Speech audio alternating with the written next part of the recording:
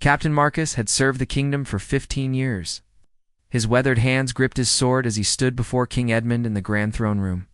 The morning sun streamed through stained glass windows, casting colorful patterns across the marble floor. "Marcus, I need you to investigate the disappearances in Blackwood Village," the king said, his voice heavy with concern. "3 of our tax collectors have vanished without a trace. The villagers claim they know nothing, but something feels wrong." The captain nodded respectfully. He had heard whispers about Blackwood Village, located near the kingdom's eastern border. It was a small farming community that had always been loyal to the crown. The recent disappearances made no sense. "Take only 2 men with you," King Edmund continued. "We don't want to alarm the villagers by arriving with a large force. This should be a simple investigation." Marcus selected his most trusted companions: Sir William, a young knight eager to prove himself, and Thomas, a seasoned tracker who could read signs that others missed. The 3 men prepared their horses and supplies for the 2-day journey to Blackwood Village. As they rode through the countryside, Thomas noticed something troubling. "Captain, look at these hoofprints," he said, pointing to the muddy ground near a stream. "These aren't from farm horses. These are war horses, and they're recent." The discovery made Marcus uneasy. War horses meant soldiers, but whose soldiers? The kingdom was at peace with its neighbors, or so they believed. He decided to approach Blackwood Village with extra caution. When they crested the final hill before the village, everything appeared normal. Smoke rose from chimneys, children played in the streets, and farmers worked their fields. But Marcus had learned to trust his instincts over the years, and something felt wrong about this peaceful scene. "William, do you notice anything strange?" Marcus asked the young knight. William studied the village carefully. "It's too quiet, sir. For a farming village, there should be more people working the fields this time of day. And look at the children playing. They keep glancing toward the forest edge like they're watching for something." Thomas pointed to the village well in the center of the settlement. "Captain, see how the women are drawing water in pairs? Farm wives usually do that task alone. They're scared of something." As they approached the village entrance, an elderly man emerged from the first cottage. His smile seemed forced, and his hands trembled slightly as he waved at them. "Welcome, Captain Marcus," the old man called out. "I am Elder Samuel. We've been expecting you." The fact that the elder knew his name without introduction confirmed Marcus's suspicions. Someone had warned the village of their arrival, but who and why? "We're here to investigate the missing tax collectors," Marcus said, dismounting his horse. "When did you last see them, Elder?" Samuel's smile faltered for just a moment. "The last collector came through 3 weeks ago. He collected the taxes and left the same day. We haven't seen any others since then." But Thomas had already spotted something that contradicted the elder's story. Fresh wagon tracks led from the village toward the dark forest beyond. These weren't the tracks of departing tax collectors. They were too heavy, suggesting wagons loaded with cargo or people. "Elder Samuel," Marcus said carefully, "we'd like to search the area where the collectors were last seen. Can you show us their usual route?" The old man hesitated, his eyes darting toward the forest. "Of course, Captain. But perhaps you should rest first. The inn has prepared rooms for you and your men." Marcus noticed how several villagers had gathered nearby, pretending to go about their daily tasks while clearly listening to the conversation. Their behavior suggested they were following a rehearsed plan. "We appreciate the hospitality," Marcus replied, "but we prefer to begin our investigation immediately. Lives may depend on finding these men quickly." They walked through the village. Marcus observed everything carefully. The houses showed signs of recent repairs, as if damaged goods had been hastily fixed. Several barns appeared to have new locks, unusual for a farming community where theft was rare. Most telling of all, he noticed that every adult male in the village wore a sword or dagger, weapons that farmers rarely carried during peaceful times. These weren't the tools of agriculture, but the arms of men expecting trouble. When they reached the edge of the village, Elder Samuel pointed toward a winding path that led into the forest. "The collectors always took this route to reach the next village," he explained. "The path is well marked and safe." but Thomas had found something that made his blood run cold. Hidden behind a large oak tree, he discovered a tax collector's official seal, broken and partially buried in the dirt. This was evidence that something terrible had happened to the missing men, Marcus realized. They had walked into a carefully prepared trap. The villagers weren't innocent farmers. They were part of something much darker. But retreat was no longer an option.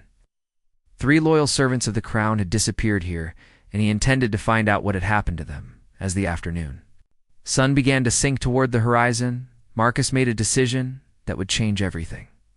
Instead of returning to the safety of the village inn, he would follow the forest path and uncover the truth, no matter how dangerous it might be. The captain looked at his 2 companions and saw his own determination reflected in their eyes. They were outnumbered and walking into unknown danger.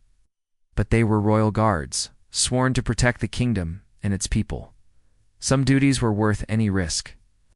"Gentlemen," Marcus said quietly, "we're about to discover what really happened to our missing collectors. Stay alert and trust no one.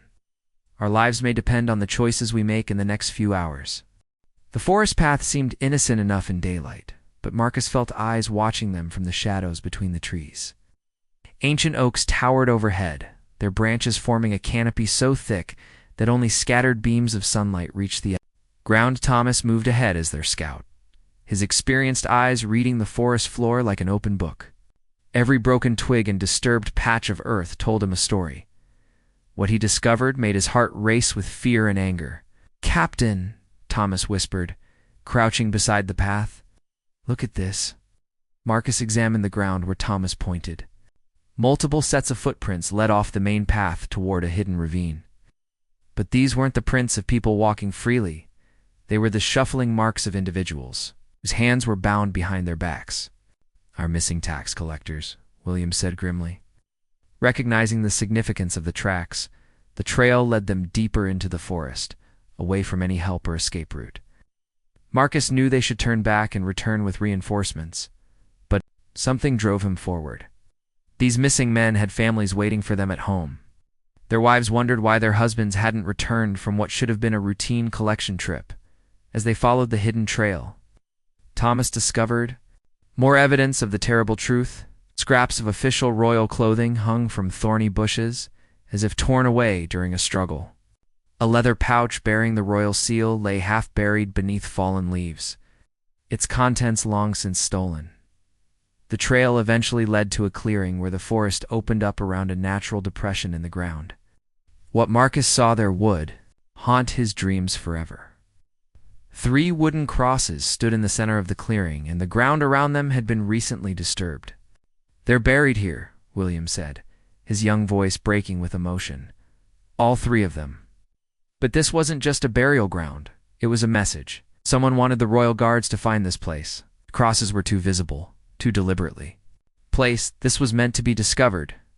Marcus studied the clearing with a soldier's eye for detail. The positioning of everything suggested this wasn't random violence but a carefully planned execution. Someone was sending a message to King Edmund, and that message was clear. The crown's authority could be challenged. "Captain, over here," Thomas called from the far edge of the clearing. He had found something that changed everything they thought. They knew about this situation. Hidden beneath a pile of brush, Thomas had discovered a small camp. Recent cooking fires, bedrolls, and supply caches showed that this place had been used as a base of operations.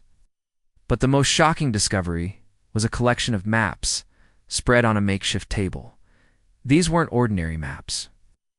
They showed detailed plans of the kingdom's major cities, including the locations of guard posts, supply routes, and even the layout of the royal palace itself. Someone was planning something much bigger than the murder of 3 tax collectors. Marcus examined the documents with growing alarm. This was evidence of a well-organized rebellion, not the random actions of desperate villagers. The level of detail in these plans suggested that traitors within the royal court itself were providing information to the conspirators. "Sir William," Marcus said urgently, "you need to ride back to the capital immediately. The king must know that we're facing organized treason, not simple banditry." The young knight shook his head firmly. I won't abandon you and Thomas, Captain. We swore an oath to serve together. This is bigger than personal loyalty, Marcus insisted. If we all die here, no one will warn the king about what's coming. The safety of the entire kingdom depends on getting this information to the palace. But before William could respond, the sound of approaching horses echoed through the forest. Marcus quickly gathered the most important documents and maps, stuffing them inside his leather vest. Whatever happened next, this evidence had to survive. Hide the camp, he ordered. Thomas, make it look like we were never here. They worked quickly to conceal their discovery, but it was too late. The sound of horses was getting closer, and there was nowhere to run in the open clearing. Marcus realized that someone had been tracking them since they left Blackwood Village.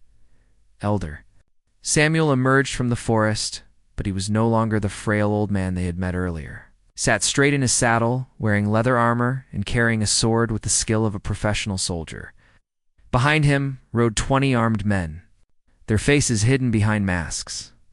Captain Marcus Samuel said, his voice now strong and commanding, "You've seen too much, but perhaps we can reach an understanding."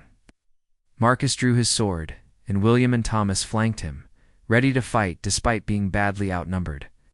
"The only understanding I have is with my oath to King Edmund. A traitor, and these men will hang for murder."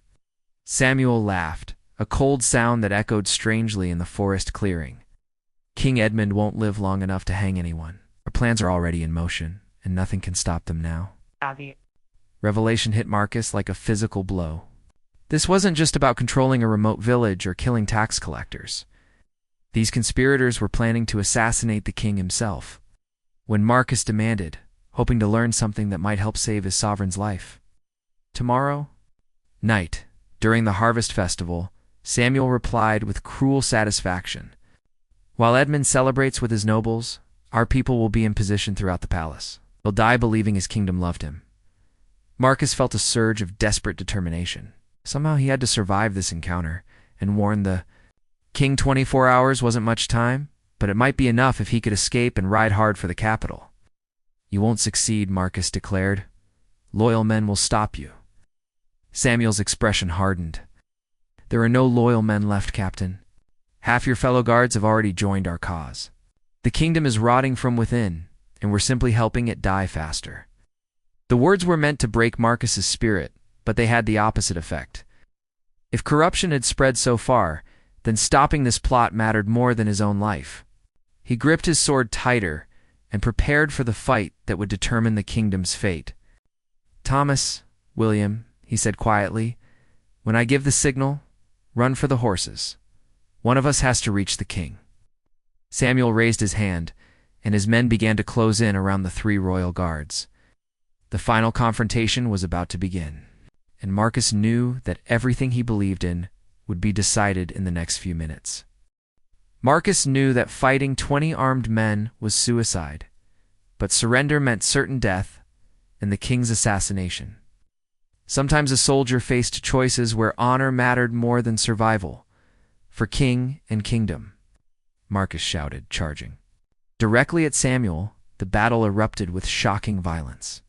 Marcus's sword clashed against Samuel's blade, while William and Thomas fought desperately against the overwhelming numbers surrounding them. The clearing filled with the sounds of metal striking metal and men crying out in pain. Marcus had spent 15 years training for moments like this, and his experience showed he fought with calculated precision, each strike meant to disable rather than simply wound. But Samuel was no ordinary village elder. His swordwork revealed military training that matched Marcus's own. "You were a soldier," Marcus said between sword strikes. "You swore the same oath I did." Samuel parried a thrust and countered with a move that nearly took Marcus's head off. "I was a captain in the border guards for 12 years. I watched good men die protecting a king who cared nothing for their sacrifice." The revelation explained Samuel's tactical knowledge and fighting ability, but it also revealed something else. This rebellion wasn't driven by simple greed or ambition. It was fueled by betrayal and bitter disappointment in the crown. While Marcus dueled with Samuel, Thomas and William fought back-to-back against impossible odds. The young knight's enthusiasm was no match for experienced killers. Thomas's tracking skills couldn't help him in direct combat. "Captain," Thomas shouted, "the horses." Marcus glanced toward where they had left their mounts and saw that several of Samuel's men were cutting the animals free. Without horses, escape became impossible. They would have to fight their way out on foot, a nearly hopeless prospect. But Thomas had noticed something else during the battle. 3 of Samuel's men weren't fighting with the same determination as the others. They hesitated before striking, and their attacks seemed deliberately clumsy. These men might be potential allies if Marcus could reach them. "You don't have to die for his cause," Marcus called out to the uncertain fighters. "Samuel is planning to murder innocent people at the harvest festival.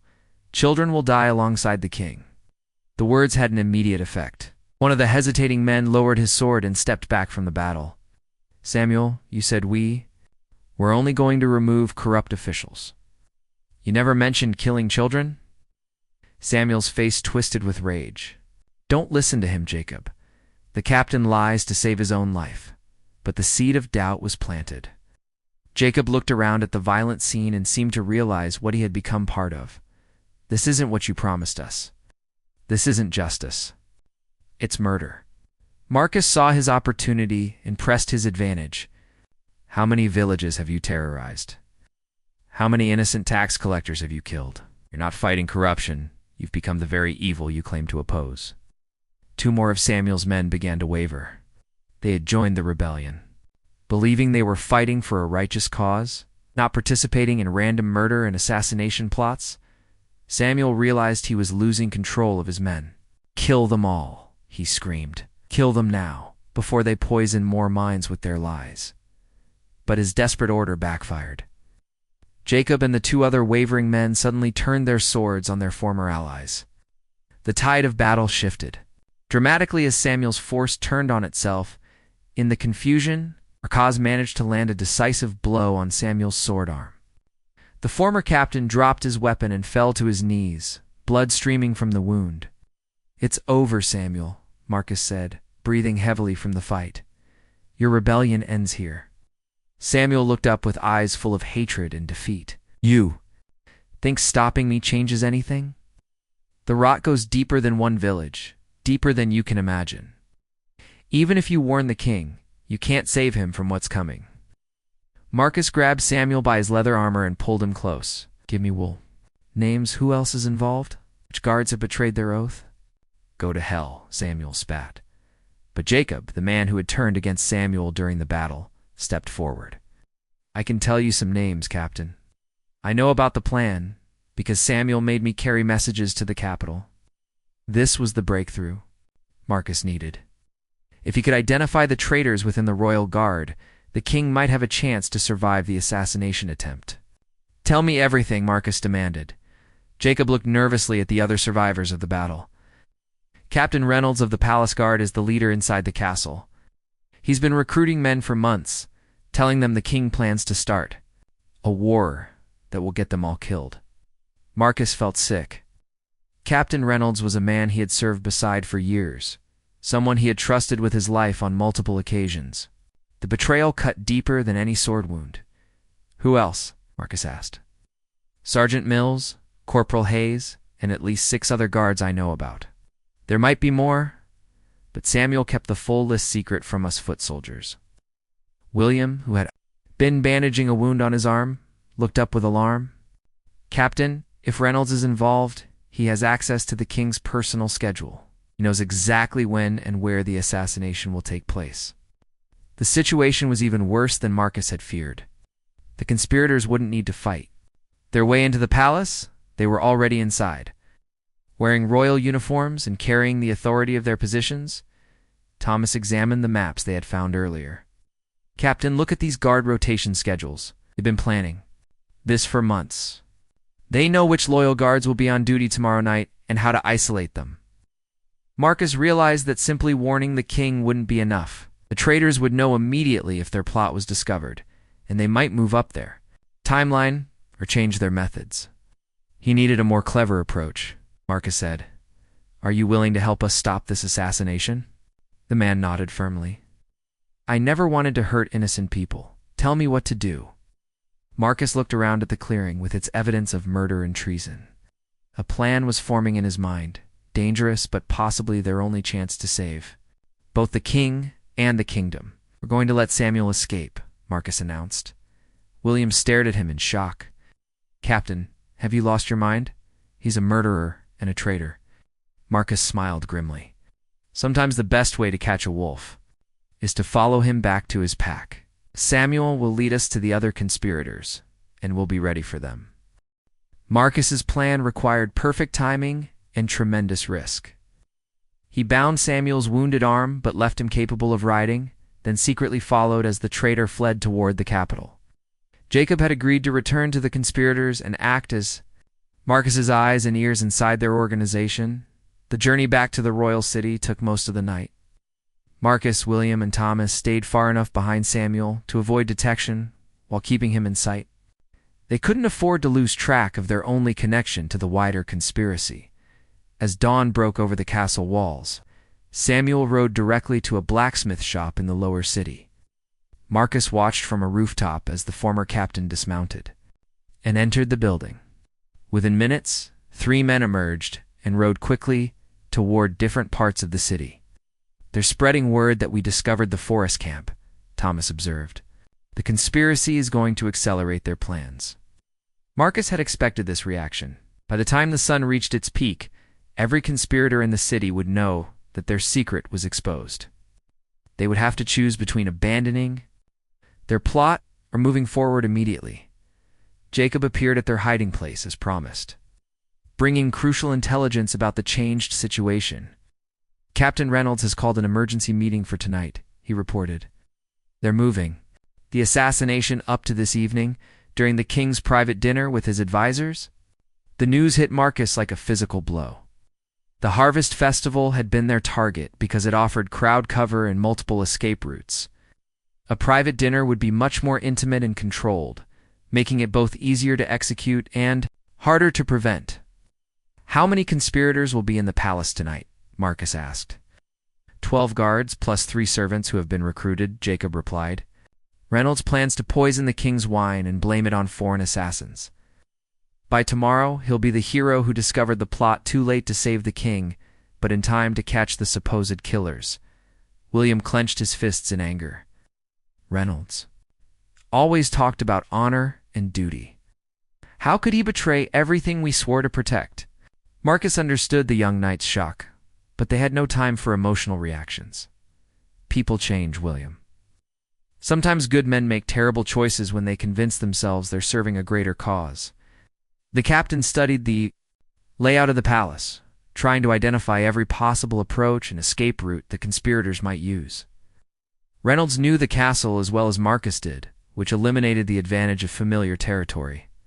"Thomas, I need you to get word to Captain Harrison of the Outer Guard," Marcus ordered. "Tell him to seal the palace grounds, but make it look like a routine security exercise. No one gets in or out without his personal approval." Thomas nodded and disappeared into the crowd, his skills as a tracker serving him well in urban environments.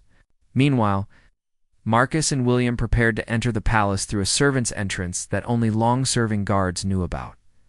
Jacob returned to his role as a conspirator, but now he carried a hidden message from Marcus. If the plan worked, Jacob would signal the other wavering conspirators at the crucial moment, turning them against Reynolds just as they had turned against Samuel as afternoon faded toward evening. Marcus felt the weight of responsibility settling on his shoulders. 15 years of loyal service had prepared him for this moment, but the stakes had never been higher. If he failed, the kingdom would fall into chaos and civil war. The palace buzzed with normal pre-dinner activity as servants prepared the king's private dining room. Marcus watched from shadows as Reynolds moved through the halls, his behavior calm and professional. Only someone who knew him well would notice the slight tension in his shoulders or the way his hand occasionally brushed against his sword hilt. "There," William whispered, pointing to a servant carrying a wine decanter toward the dining room. That must be how they planned to deliver the poison. Marcus recognized the servant as Thomas Blackwood, a man who had worked in the palace kitchens for 3 years. His sudden betrayal showed how deeply the conspiracy had penetrated the castle's defenses. We can't simply arrest him, Marcus realized. If we move too early, the other conspirators will scatter and try again later. We need to catch them all at once. The plan required Marcus to allow the poisoned wine to reach the king's table while positioning himself to prevent the king from actually drinking it. The timing had to be perfect. Too early, and the conspirators would escape. Too late, and the king would die. As the dinner hour approached, King Edmund entered his private dining room, accompanied by his 3 most trusted advisors. Marcus watched. From a concealed position as Reynolds took his place at the traditional guard post beside the king's chair. The irony was devastating. Reynolds stood in the exact position where he had sworn to protect the king's life. But tonight he planned to watch that life end from poison delivered by his own conspiracy. Marcus saw Jacob enter the room carrying a message scroll, part of his cover as a loyal conspirator. Their eyes met briefly, and Jacob gave the slightest nod. Everything was in position for the final confrontation. Blackwood approached the king's table with the wine decanter, his hands steady, despite the magnitude of what he was about to attempt. Marcus tensed, ready to spring into action the moment. The poisoned wine was poured. "Your Majesty," Blackwood said respectfully, "tonight's wine is from the royal vineyard's finest vintage." King Edmund smiled and gestured for his cup to be filled. "Excellent. This has been a productive day, and good wine will make it perfect." Marcus watched Reynolds carefully as the poisoned wine was poured. The traitorous captain's face remained professionally neutral, but Marcus caught the slight relaxation in his posture. Reynolds believed his plan was succeeding. The king lifted his wine cup toward his lips, and Marcus knew he could wait no longer. Everything he had fought for, everything he believed in, came down to the next few seconds. "Stop!" Marcus shouted, bursting from his hiding place. "The wine is poisoned!" The dining room erupted into chaos as Reynolds spun around in shock, his hand flying to his sword. The king dropped his wine cup. The dark liquid spread across the white tablecloth like spilled blood. But Marcus's dramatic entrance was only the beginning of his plan. As Reynolds and the other conspirators reached for their weapons, Jacob gave his own signal to the wavering guards throughout the palace. The final battle for the kingdom's soul was about to begin.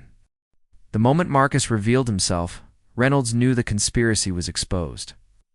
But rather than surrender, the traitorous captain made a desperate decision that turned the royal dining room into a battlefield. "Kill the king!" Reynolds shouted, drawing his sword. "It's now or never." 3 loyal advisors threw themselves between the conspirators and King Edmund. Buying precious seconds for the monarch to reach safety behind an overturned table, Marcus engaged Reynolds in single combat while William fought against 2 other traitorous guards who had entered the room. The clash of steel rang through the palace corridors as news of the battle spread. Throughout the castle, loyal and traitorous guards faced each other in deadly confrontations that would determine the kingdom's future. Jacob's signal had worked perfectly. 5 guards who had been recruited by Reynolds suddenly turned on their conspirators, creating chaos in the ranks of the rebellion. But the advantage wasn't entirely one-sided. Reynolds had chosen his allies carefully. They fought with the skill of professional soldiers. He could have been part of the new order, Reynolds snarled, as his sword clashed against Marcus's blade. "Instead, you'll die protecting a king who cares nothing for his people." Marcus parried a vicious thrust and countered with a strike that opened a cut on Reynolds's cheek. "I've seen your new order, Reynolds. I've seen the murdered tax collectors. In the terrorized villages, that's not justice. It's tyranny." The battle raged for what felt like hours, but was probably only minutes. King Edmund remained behind his makeshift barricade, protected by his advisors but helpless to influence the outcome. Everything depended on his loyal guards defeating the traitors. Outside the dining room, the sounds of fighting echoed throughout the palace. Captain Harrison's men had sealed the outer gates, but the real battle was taking place inside the walls where friend fought against friend and brother fought against brother. Thomas burst into the dining room, his clothes torn and bloody from fighting in the corridors. "Captain," he shouted to Marcus, "the main courtyard is secure, but they've barricaded themselves in the armory." This was exactly what Marcus had feared. If the conspirators reached the armory, they could arm themselves with crossbows and siege weapons that would turn the palace into a death trap for everyone inside. "William, stay with the king," Marcus ordered. "Thomas, show me the fastest route to the armory." But Reynolds had heard the exchange and realized his forces were losing ground throughout the palace. In desperation, he attempted one final strike at King Edmund, hoping to complete his mission even if it meant his own death. The traitorous captain broke away from his duel with Marcus and lunged toward the overturned table where the king sheltered. His sword was aimed directly at Edmund's heart. Nothing seemed able to stop the killing blow. In that crucial moment, everything Marcus had learned in 15 years of service came together. Without thinking, he threw his own sword like a spear, sending it spinning through the air with deadly accuracy. The blade caught Reynolds in the shoulder, spinning him around and sending his weapon clattering across the floor. The assassination attempt failed by inches, and Reynolds collapsed in defeat. "It's over," Marcus declared, standing over the wounded traitor. "Your rebellion is finished." But Reynolds, even in defeat, had one final surprise. "Look around you, Captain. Half your fellow guards are dead or wounded. Even if you've won today, how will you protect the kingdom tomorrow?" This was just the beginning.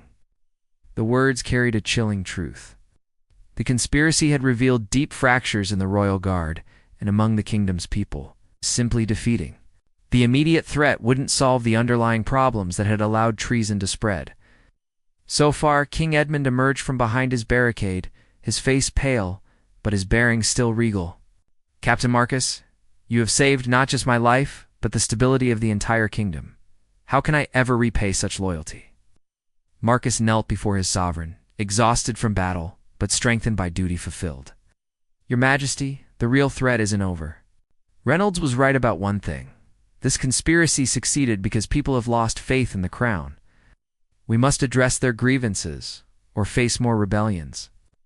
The king looked around the damaged dining room, seeing the blood on the floor and the overturned furniture. "What would you have me do, Captain? How do we heal these wounds?" It was a question that went beyond military tactics or palace security. The kingdom needed more than strong guards. It needed just leadership and policies that served all its people, not just the nobles and wealthy merchants.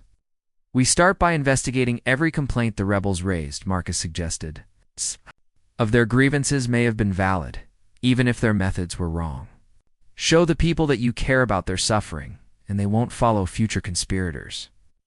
Jacob approached them carefully, still uncertain about his reception, despite his crucial help during the battle. "Your Majesty, if I may speak, many good men joined the rebellion because they felt forgotten by the crown. They weren't evil, they were just desperate." King Edmund studied Jacob with interest. "You risked everything to help Captain Marcus stop this plot. Tell me honestly, what would convince men like you to serve the kingdom rather than rebel against it?" The conversation that followed would prove more important than the battle itself. As palace guards worked to restore order and tend to the wounded, the king listened carefully to Jacob's description of the problems that had driven good people to treason.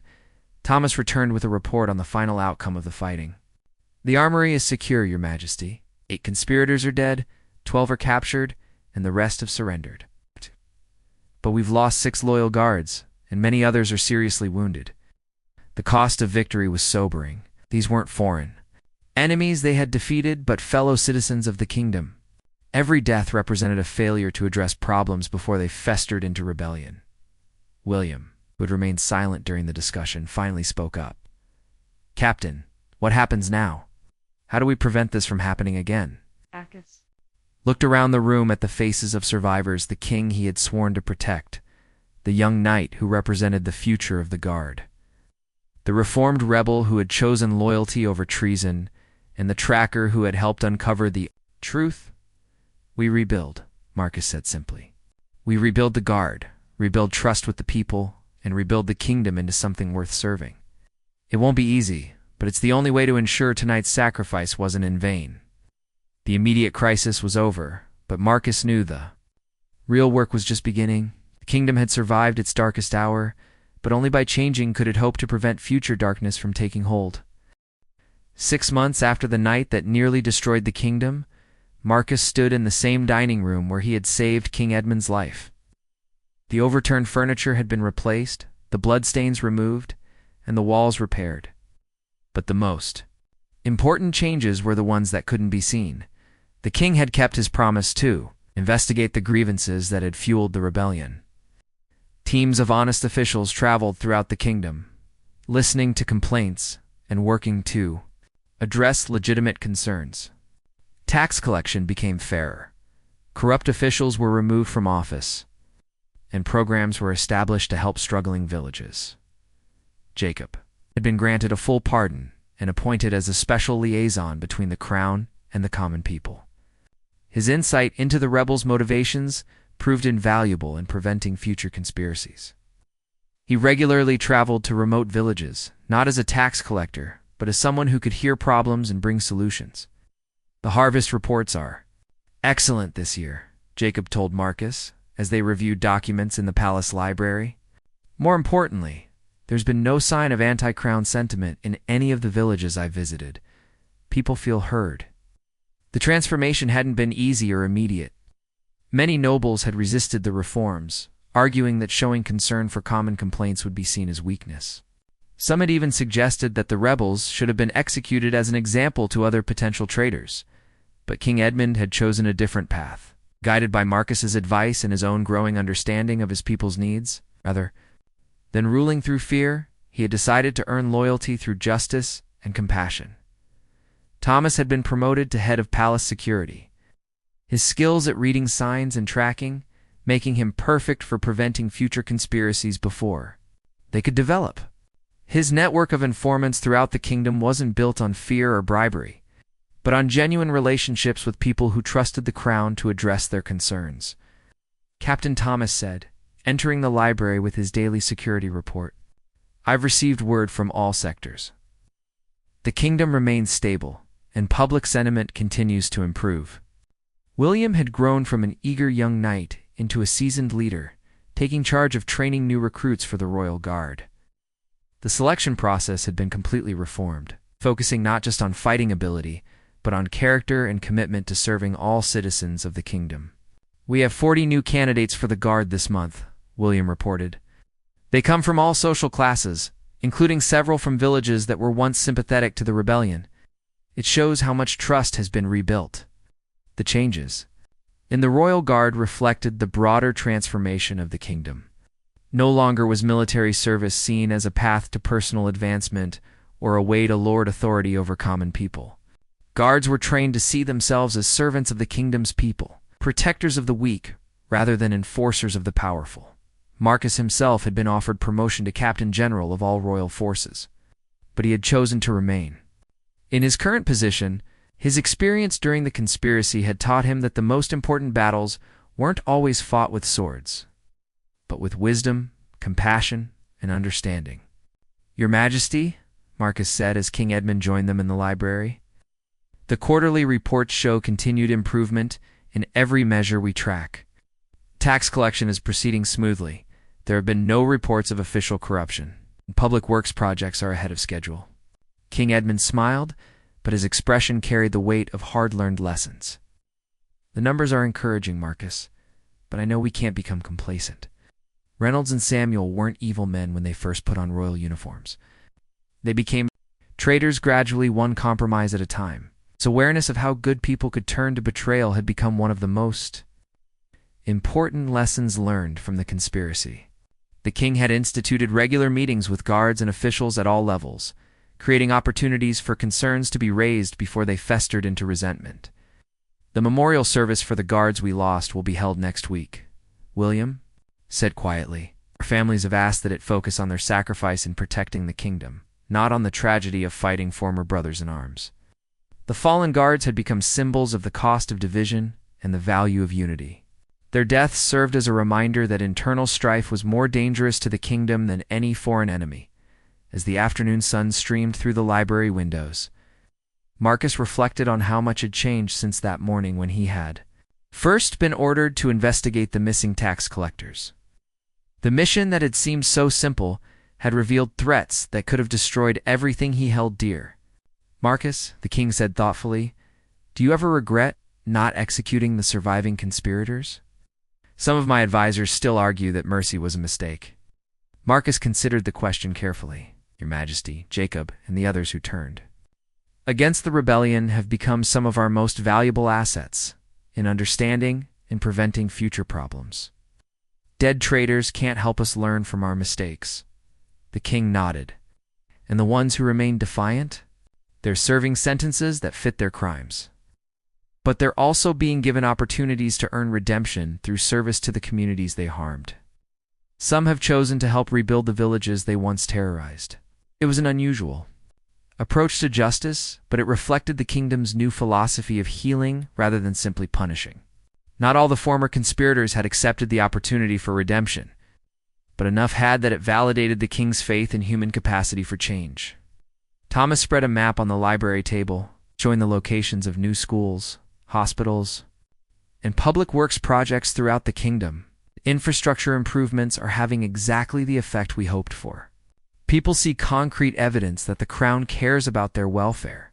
"And the cost?" the king asked, though he already knew the answer. "Less than we would have spent on a single military campaign," Marcus replied. "Prevention is always cheaper than war." As evening approached, Marcus prepared for his daily walk through the palace grounds.